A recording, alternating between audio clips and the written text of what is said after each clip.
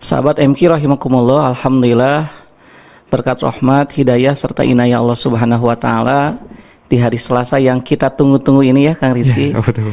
Alhamdulillah kita akan membahas, mengkaji tentang tadabbur Al-Qur'an. Di beberapa pekan yang lalu kita sudah membahas tentang kenapa kita harus tadabbur Al-Qur'an. Kemudian Quran itu sebagai nikmat yang terbesar yang Allah turunkan kepada kita. Maka sikap kita terhadap nikmat yang terbesar ini adalah kita mentadaburinya, sebagaimana dalam Quran surat Shad ayat 29.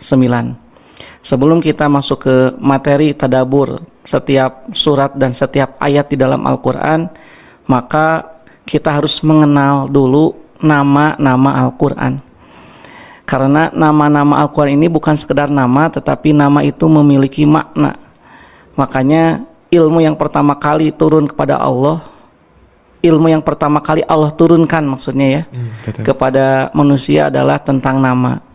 Sebagaimana dalam surah Al-Baqarah ayat 31 Allah berfirman, a'udzubillahi minasyaitonirrajim wa 'allama Adamal asma'a kullah. Dan Allah mengajarkan kepada Nabi Adam nama-nama semuanya. Berarti ilmu tentang nama ini adalah ilmu yang pertama dan utama yang harus kita pelajari. Makanya di dalam mentadabburi Al-Quran, mengenal nama ini sangat amat penting sekali. Sebagaimana yang sering kita ungkapkan, tak kenal maka tak sayang. Berarti supaya kita tumbuh rasa sayang, rasa cinta, kemudian menjadi pengamalan dan menikmati Al-Quran dalam kehidupan kita, tentu kita harus mengenal dulu kenapa Al-Quran namanya Al-Quran. Kemudian yang paling pokok, nama Quran itu kan ada 4 ya. Kita sudah membahas nama yang pertama adalah Al-Quran itu sendiri. Sebagaimana di dalam Quran surat Al-Baqarah 185 Allah berfirman, Syahrul Ramadan alladzi unzila fihil Quran hudan linnasi wa bayyinatin minal huda. Nih di dalam surah Al-Baqarah ayat 185 ini Al-Quran diberi nama Al-Quran. Karena Al-Quran itu adalah sesuatu yang mesti dibaca. Dan bacaan Quran itu mengandung nilai kemukjizatan yang sangat tinggi. Kemudian yang kedua, nama Al-Quran yang kedua adalah Alkitab. Sebagaimana di dalam Quran surat Al-Baqarah ayat yang kedua, Dzalikal kitabu la raiba fihi. Itulah Alkitab. Al-Quran disebut Alkitab dari kata kataba, artinya tulisan. Maka selain kita mempelajari Al-Quran dari segi bacaan, kita pun harus mempelajari Al-Quran dari segi penulisannya. Karena setiap penulisan Quran itu mengandung makna, mengandung faidah, yang tentu ini berbeda dengan tulisan bahasa biasa, sebagaimana yang sudah kita jelaskan di minggu yang lalu ya Kang Rizky ya. Bagaimana penulisan Bismillah itu tanpa hamzah, padahal seharusnya di situ ada hamzah. Tapi dalam penulisan 114 kali terulang lafadz Bismillah, ismunya hamzahnya hilang. Nah kemudian sekarang sahabat MQ rahimakumullah, kita akan masuk mentadaburi nama Al-Quran yang ketiga. Yang ketiga nama Quran itu adalah Az-Zikru.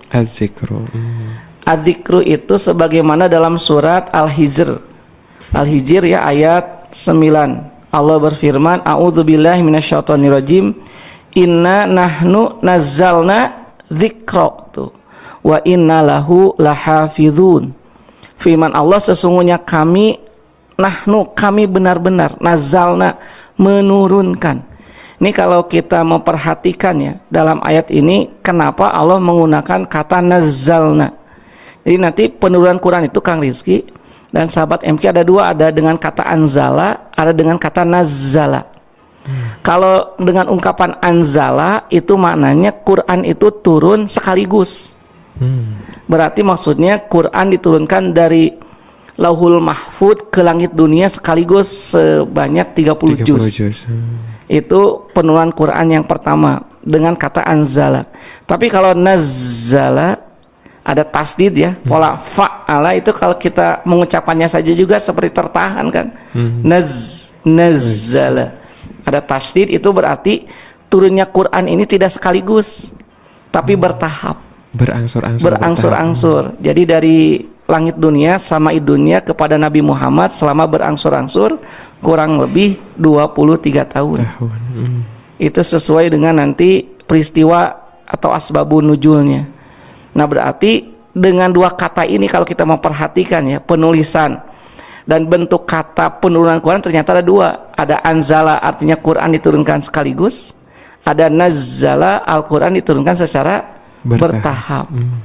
Ini bentuk kata dalam Quran itu pun menunjukkan makna. Itu salah satu di antara kemujizatan Quran dari segi penulisan. Masya Allah. Dalam ayat ini Allah berfirman, Inna nahnu nazzalna. Nah, kita paham sesungguhnya kami menurunkan Al-Quran, berarti turunnya Quran secara bertahap.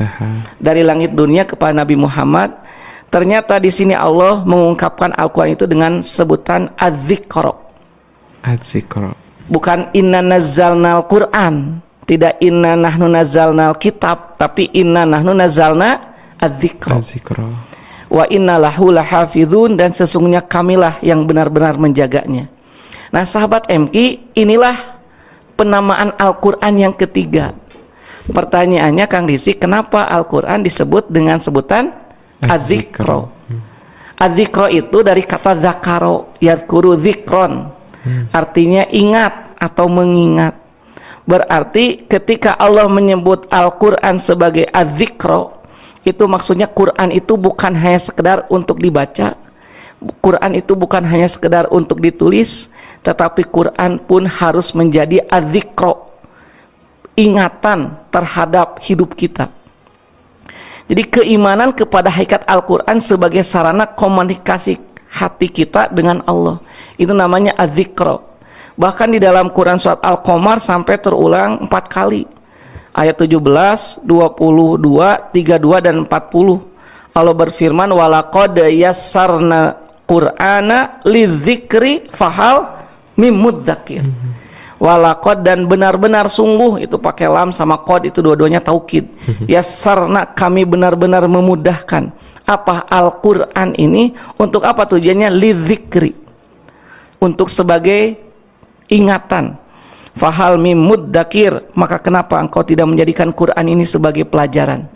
Nah, kalau kita memperhatikannya, kata mudzakir itu kan dalnya tidak pakai titik. Nanti sahabat MK bisa lihat ya, di mushaf Al-Quran penulisan fahal mim mudzakir itu dalnya tidak pakai titik, padahal harusnya pakai titik tuh. Ya, betul. Ini kalau kita memperhatikan dari segi bentuk perubahan kata dalam ilmu bahasa Arab, namanya ilmu shorof, itu mudzakiri itu artinya dari kata asalnya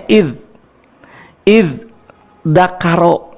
Dakaro itu dalnya yang satu pakai titik, yang satunya tidak. Kemudian pola ifta'ala. Kemudian kalau ada kata yang sama harus disatukan jadi idzakaro. Bentuk isim fa'ilnya mudzakirun. Nah, ini kan agak sulit ya Kang Rizky ya. Betul.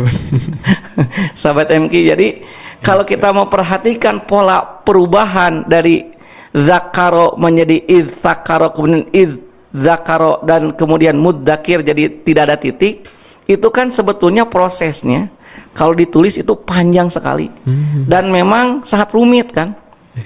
Ini maknanya apa? Maknanya penting sekali mencurahkan segala upaya untuk menjadikan ahli zikir dengan memperhatikan kandungan Al-Quran dari berbagai segi. Jadi kalau zikir itu artinya harus mencurahkan segala kemampuan kita. Itu zikir.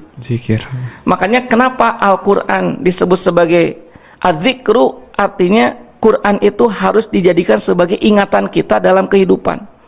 Karena kan zikir itu satu kesadaran tentang kehadiran Allah di mana dan kapan saja. Dengan Quran disebut sebagai adzikru, kita harus menyadari bahwa setiap kehidupan kita ini harus selalu teringat kepada Allah sesuai dengan tuntunan yang ada di dalam Al-Quran. Jadi Al-Quran ini harus dijadikan sebagai ingatan kita dalam menjalani kehidupan kita sehari-hari. Ketika kita makan, ingat bagaimana tuntunan Al-Quran mengajarkan kita makan. Ketika kita minum, ketika kita melaksanakan ibadah-ibadah sosial dengan orang tua, bagaimana Al-Quran mengajarkan adab kita dengan orang tua, dengan pasangan kita, suami ke istri, istri ke suami, atau orang tua kepada anaknya, ketika kita bertetangga, termasuk habluminallah. Bagaimana Al-Quran mengajarkan bagaimana kita berhubungan dan beribadah dengan Allah. Makanya Quran itu sebagai adzikra artinya harus dijadikan sebuah ingatan untuk mengatur urusan hidup kita dengan Allah, hablum minallah ya, dan hubungan kita dengan sesama manusia. Hablu minannas. Jadi Quran itu harus diingat. Berarti selain Quran itu dibaca, Quran itu jadi Al-Quran dibaca ya, Al-Quran ditulis, Alkitab, Quran itu harus adzikro. Adzikro itu artinya harus dijadikan sebagai bahan ingatan. Berarti kalau diingat itu harus dihafal. Salah satunya. Bukan hanya sekedar dihafal tapi diperhatikan jadi sebagai bahan ingatan kita. Makanya Kang Rizky dan sahabat MQ, di dalam hadis Sahih Muslim nomor hadis 166, Aisyah itu istri Rasulullah SAW, beliau pernah bertanya kepada Rasulullah, "Ya Rasulullah, atanamu qabla an tutiro?" Wahai Rasulullah, apakah engkau tidur sebelum kau melaksanakan sholat witir? Jadi Rasulullah itu kalau melaksanakan sholat malam, kadang-kadang beliau kan melaksanakan sholat malamnya itu berbeda-beda ya. Kadang tidur, bangun, sholat, kemudian tidur lagi, bangun, sholat gitu. Jadi terhalang dulu oleh tidur dulu. Nah, makanya Aisyah bertanya, "Wahai Rasulullah, apakah engkau tidur sebelum witir?" Jadi sebelum beliau melaksanakan witir itu beliau tertidur dulu. Faqala, maka Rasulullah SAW beliau menjawab, "Ya Aisyah, wahai Aisyah, inna ainaya tanamani, sesungguhnya kedua mataku tidur. Wala yanamu qalbi, tapi hatiku tidak tidur." Masya Allah. Ini Rasulullah SAW itu luar biasa.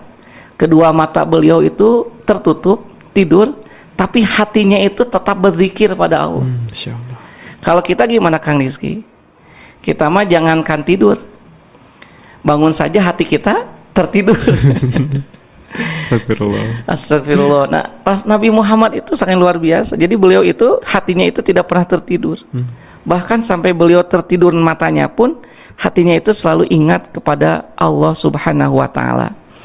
Nah, Al-Quran disebut adzikra ini agar betul-betul Quran itu harus kita ingat, dijadikan sebagai pedoman dalam menjalani kehidupan kita sehari-hari.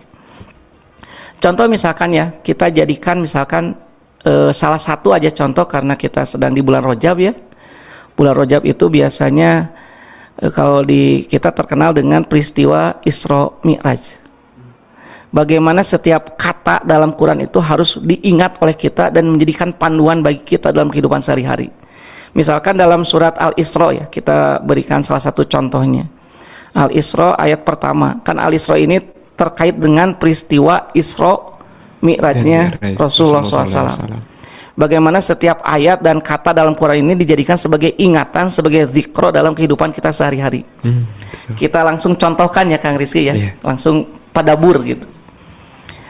Ayat surat Al-Isra ayat pertama ini Allah berfirman, "A'udzubillahi minasyaitonirrajim, bismillahirrahmanirrahim, subhanalladzi asra bi abdihi lailam minal masjidil haram ilal masjidil aqsal ladzi barakna haulahu linuriyahu min ayatina innahu huwas samiul basir."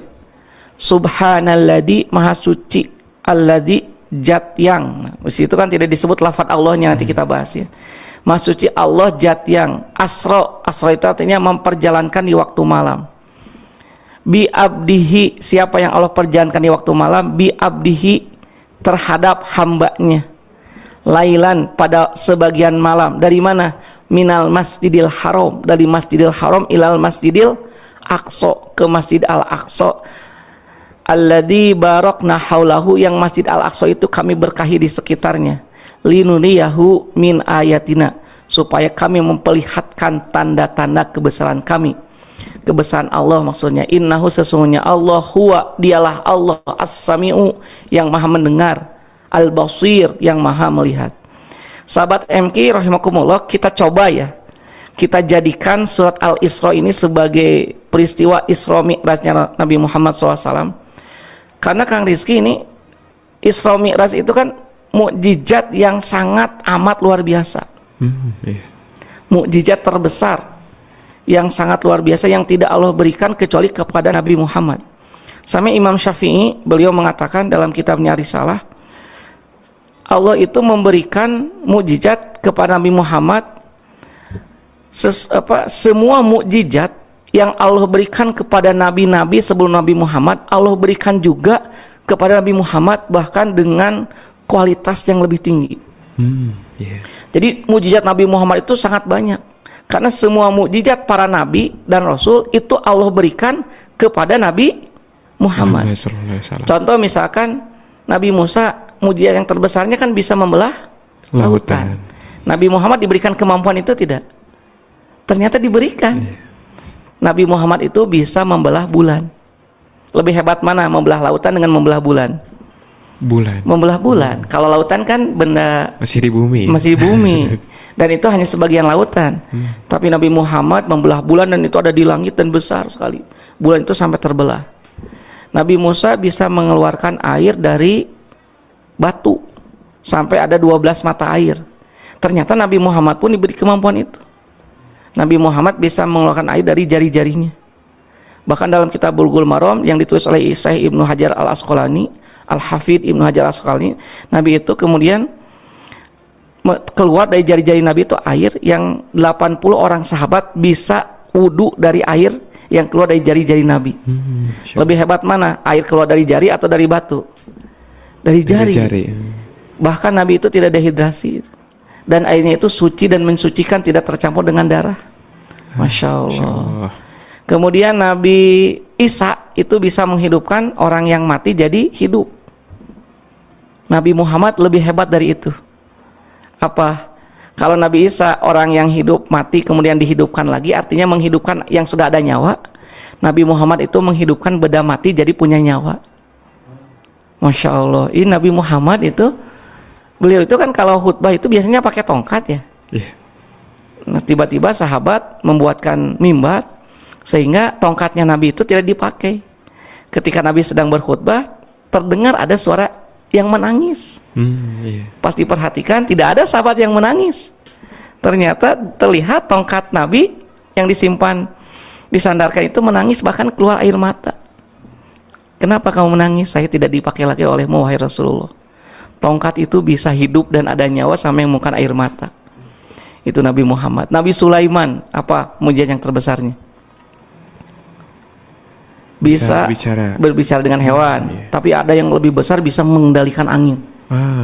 Dalam surat An-Nahl itu luar biasa. Nabi Sulaiman itu, perjalanan kita sebulan itu hanya ditempuh oleh Nabi Sulaiman dalam waktu 1 subuh, 1 jam gitu kurang lebih. Ini kan sangat cepat sekali perjalanannya, karena bisa menguasai angin. Nah, Nabi Muhammad itu lebih hebat. Apa? Kata Imam Syafi'i, beliau bisa melaksanakan Isra Mi'raj. Isra itu perjalanan malam ya, dari Masjidil Haram sampai Masjidil Aqsa itu pada waktu dulu itu kurang lebih 3 bulan pulang pergi. Ini Nabi mengatakan hanya tadi malam. Bahkan beliau Mi'raj. Mi'raj itu artinya naik dari Masjidil Aqsa ke Sidratul Muntaha sampai ke langit ke-7. Sedangkan sampai hari ini tidak ada teknologi secanggih apapun yang bisa mengetahui ujungnya langit pertama itu di mana. Ini sudah sampai langit ke-7. Berarti kecepatannya itu lebih cepat daripada cahaya. Sekelebat itu, itu luar biasa. Itu saking luar biasanya. Inilah yang kemudian digambarkan oleh Imam Asy-Syafi'i. Nah, Kang Rizky dan sahabat MQ, uniknya ketika Allah memperjalankan Nabi Muhammad di waktu malam. Nah, ini Quran itu sebagai ingatan ya, adzikr di sini. Pertanyaannya, kenapa yang digunakan itu bukan kata binabihi? Subhanalladzi asra bi abdihi, kan? Hambanya. Tapi kenapa tidak binabihi atau tidak bi rasulihi atau tidak misalkan bi mutihi atau tidak bi ulil azmi gitu? Maha suci Allah yang telah memperjalankan nabinya, Maha suci Allah yang telah memperjalankan rasulnya. Kenapa tidak digunakan kata nabi dan kata rasul, tapi justru yang dipilih oleh Allah itu adalah bi abdihi, kata hambanya.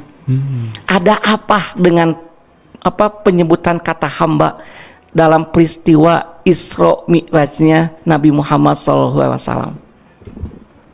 Nah, ini yang menjadi sangat unik, sehingga ketika kita memperhatikan bahwa Quran itu harus sebagai ingatan, ternyata Ini ternyata para ahli tafsir ya, meneliti apa hikmah dibalik penyebutan lafadz hambanya dalam peristiwa Isra Mi'raj Nabi Muhammad.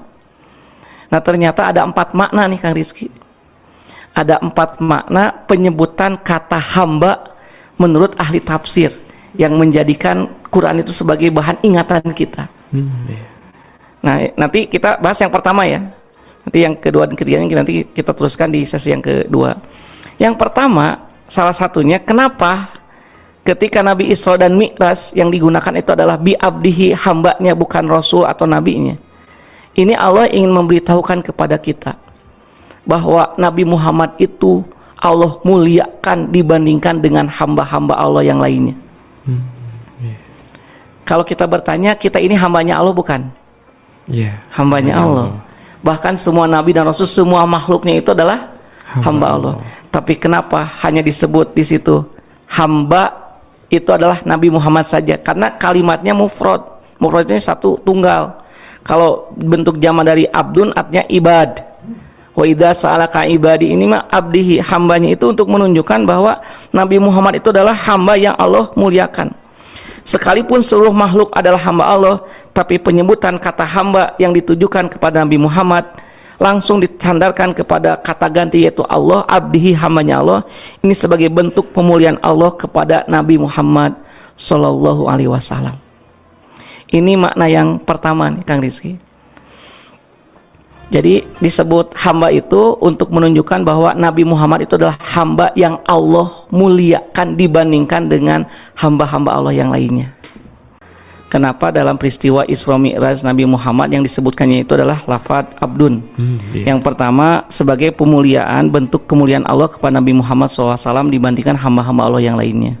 Yang kedua, makna kenapa abdun bukan rasul atau nabi, bahwa Nabi Muhammad itu adalah manusia yang paling banyak ibadahnya kepada Allah. Makanya gelar beliau itu adalah a'badul basyari lillah, hamba yang paling banyak dan berkualitas ibadahnya dibandingkan hamba-hamba Allah yang lainnya. Ibadah Rasulullah SAW itu ada ibadah yang tertinggi, tidak ada siapapun yang bisa menyamai ibadah beliau. Contoh misalkan ketika Aisyah radhiyallahu anha istri Rasulullah SAW dalam hadis riwayat Imam Bukhari nomor hadis 4837, Aisyah menggambarkan Rasulullah SAW itu anna nabiyallahi kana yaqumu minal laili hatta tatafattara qadamahu. Nabi itu kalau sholat malam sampai kedua kakinya bengkak-bengkak, Kang. Ini hadisnya sahih. Sekelas Nabi. Sampai Aisyah bertanya, "Wahai Rasulullah, bukankah Allah sudah mengampuni dosa-dosamu yang telah lalu dan yang akan datang? Kenapa sampai ibadah sholat tahajudnya sampai demikian lama kan?" Artinya Nabi itu berdirinya lama. Saking lamanya sampai kakinya bengkak gitu.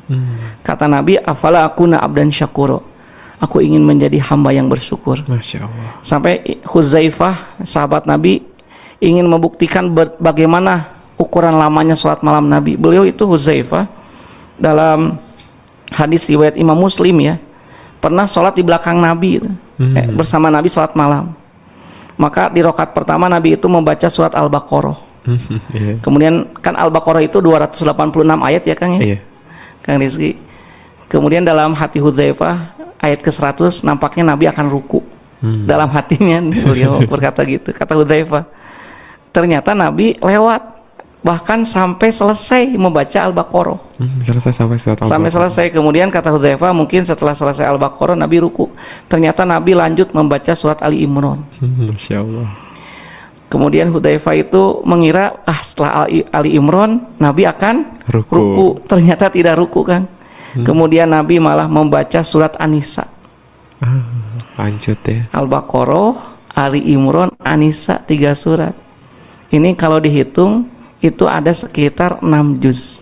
6 juz. Kebayang tidak sahabat MQ dan Kang Rizky ya, 1 rakaat dibaca oleh Nabi 6 juz. Bahkan Hudzaifah mengatakan faqara'aha yaqra'u mutarassilan. Nabi membaca ke-6 juz dalam 1 rakaat itu mutarassilan, itu artinya perlahan-lahan, pelan-pelan. Sudah mas 1 rakaat 6 juz dibacanya pelan, enggak cepat gitu, enggak. Temponya gitu ya, pelan. Betapa lama kan? Nah, ini menunjukkan betapa Nabi itu disebut abdun, itu artinya Nabi itu adalah hamba yang paling banyak beribadah dan kualitasnya sangat tinggi. Yang ketiga, makna kenapa disebut abdun dalam peristiwa Isra Mi'raj itu memberi makna bahwa sekalipun Nabi adalah makhluk yang sangat Allah muliakan, beliau itu tetap hanyalah seorang hamba yang tidak boleh untuk disembah. Makanya abduhu. Bukan seperti anggapan orang-orang Nasrani kepada Nabi Isa. Nabi Isa itu kan sampai dijadikan sebagai anak Tuhan. Makanya Nabi mengatakan dalam Sahih Bukhari nomor hadis 3445, la tasruni kama atratin nasoro ibna Maryam. Janganlah kalian menyanjungku sebagaimana Nasrani menyanjung Isa bin Maryam. Fa innama ana abduhu faqulu abdullahi wa rasuluhu. Aku hanyalah seorang hamba, maka katakan oleh kalian, aku ini adalah hamba dan utusannya. Jadi disebut bi abdihi dalam peristiwa Isra Mi'raj, Nabi itu adalah hanya hamba Allah yang tidak boleh untuk disembah. Nah, terakhir Kang, ini yang paling penting nih sahabat MQ. Jadi yang pertama tadi disebut hamba itu karena Nabi dimuliakan oleh Allah. Yang kedua, Nabi itu adalah hamba yang paling tinggi dan banyak ibadahnya pada Allah. Yang ketiga, Nabi itu bukan Tuhan, tapi beliau adalah hambanya Allah, yang tidak boleh disembah. Dan yang keempat nih paling luar biasa. Kenapa disebut bi abdihi dalam proses Isra Mi'raj?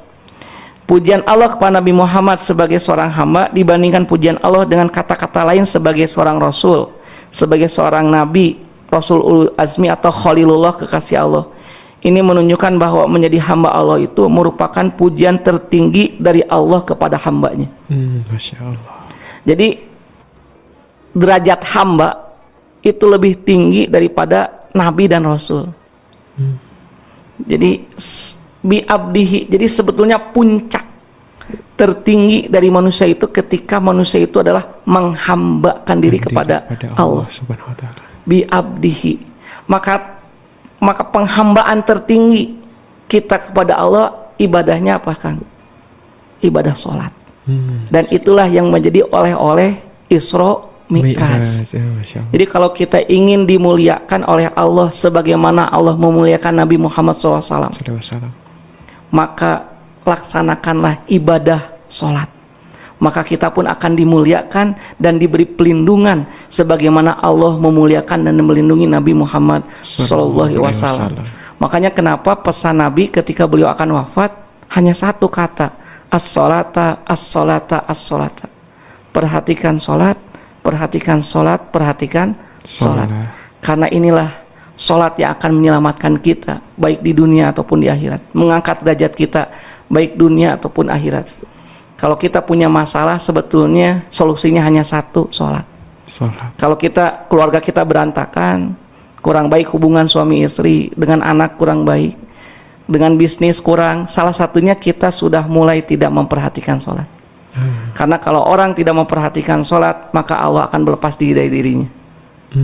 Karena berarti dia lebih mengikuti hawa nafsunya. Fakhalafa khalfun adaa'us sholat wattaba'us syahwat. Nanti dalam surat ada ayat Al-Quran ada generasi setelah mereka itu generasi yang meninggalkan sholat atau menyanyikan sholat karena menuruti hawa nafsunya. Makanya sebetulnya kalau kita ingin solusi dalam Islam itu hanya satu, kembalikanlah semua urusan kita kepada sholat. Nah kan kita kembali lagi ya ke tema kita utama. Kenapa Al-Quran disebut sebagai adzikru? Ketika kita membaca surat Al-Isra, subhanalladzi asra bi abdihi, maksudnya Allah yang telah memperjalankan di waktu malam siapa? Hambanya. Kenapa disebut hamba? Nah, ingat, satu, Allah itu memuliakan Nabi Muhammad. Yang kedua, Nabi Muhammad itu adalah hamba yang paling banyak ibadahnya. Yang ketiga, Nabi Muhammad itu adalah hamba yang bukan Tuhan. Yang keempat, bahwa manusia itu akan mencapai puncak kemuliaannya ketika dia menghambakan diri kepada Allah. Tadi ingat, jadi Quran itu bukan hanya sekadar dibaca, dipelajari tulisannya, tapi harus jadikan sebagai pedoman hidup kita. Makanya kalau orang sholat, Kang, itu luar biasa. Ketika kita meletakkan wajah kita di tanah, artinya dalam posisi apa tuh? Sujud ya. Sujud. Maka kita berdoa kepada Allah, doa kita, muka kita diletakkan ke tanah, tapi doa kita sampai ke arasnya Allah. Masya Allah. Itu hebatnya ibadah sholat. Ada tidak hari ini teknologi yang bisa menyampaikan suara kita sampai ke Sidratul Muntaha, ada nggak Kang? Kayak nggak ada. Nggak ada. Coba apa teknologinya yang sampai suara kita terdengar sampai ke langit ketujuh? Nggak ada. Hanya satu, yaitu sujudnya kita dalam sholat. Itu akan membuat suara kita terdengar oleh Allah yang ada di Arasy. Berarti fi Sidratil Muntaha. Ini luar biasa. Doa itu kecepatannya lebih cepat daripada cahaya. Doa kita dalam sholat. Masya Allah. Makanya sahabat MK dan Kang Rizky, ini terakhir ya. Ini apa sih? Kenapa Quran itu disebut sebagai adzikru? Ternyata ada yang sangat luar biasa. Ini kata-kata dari seorang ulama ya.